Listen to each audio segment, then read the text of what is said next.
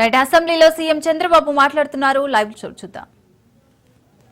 Drugs అలవాటైన వ్యక్తికి government benefits కూడా కట్ చేసేట్టు ఉంటుంది, లేకపోతే వాళ్ళ పేర్లు కూడా నోటీస్ బోర్డులో పెట్టి మరీ అడిక్ట్ అయిపోయిన వాళ్ళని ఎట్లా కంట్రోల్ చేయాలని కూడా ఆలోచించాలి.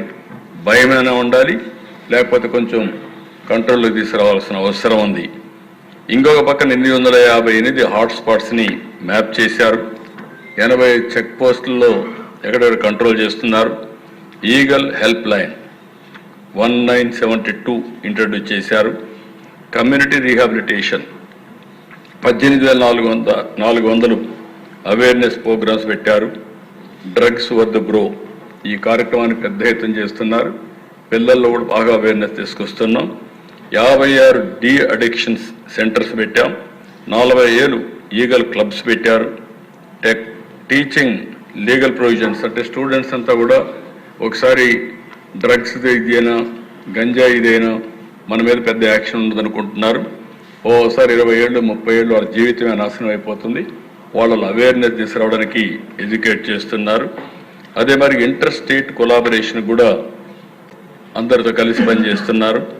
ఏదైతే నార్కోటిక్ కోఆర్డినేషన్ కమిటీస్ పెట్టి ఇంటర్ స్టేట్ మనం పక్క రాష్ట్రాలతో కోఆర్డినేట్ చేస్తున్నాం. అదే సమయంలో లిక్కర్లో వచ్చే డబ్బుల్లో 2% దీనికి ఇయర్ మార్క్ చేసి ఆ డబ్బులు ఖర్చు పెట్టి డీ అడిక్షన్ కానీ రీహాబిలిటేషన్ కానీ ఈ 2 కార్యక్రమాలు కూడా చేస్తున్నాం. అవసరమైతే 3 ప్రాంతాల్లో 3 బిగ్ హాస్పిటల్స్ అన్ని ఫుల్ ప్లెడ్జ్డ్ ఎక్విప్మెంట్ కానీ డాక్టర్స్ కానీ సైకాట్రిస్ట్ కానీ పెట్టి చేయాలనుకుంటున్నాం. అవి కూడా చేస్తాం. ఇవన్నీ కూడా మీరు చూసిన దిశ జీరో కల్టివేషన్ చాలా వరకు సక్సెస్ అవుతా ఉంది. మన రాష్ట్రంలో చేయగలుగుతున్నాం కానీ వేరే రాష్ట్రం నుంచి వస్తున్నాయి. హెల్ప్ లైన్ కూడా 440 యాక్షనబుల్ పాయింట్స్ వచ్చాయి. ఒక 9,373 మంది ఇంటరాక్ట్ అయ్యారు. High risk offenders detailed under preventive ప్రొవిజన్స్లో 37 మంది చేశారు. డ్రగ్స్ అఫెండర్స్ అసెట్స్ని ఒక 7,55,00,000 సీజ్ చేశారు. ఇంకో పక్కన స్టూడెంట్స్ 20 లక్షల మందిని ఎంగేజ్ చేశారు. కోఆర్డినేషన్ మీటింగ్స్ ఒక 84 పెట్టారు ఇంటర్ స్టేట్స్తో. NCORD అవి కూడా జరుగుతున్నాయి.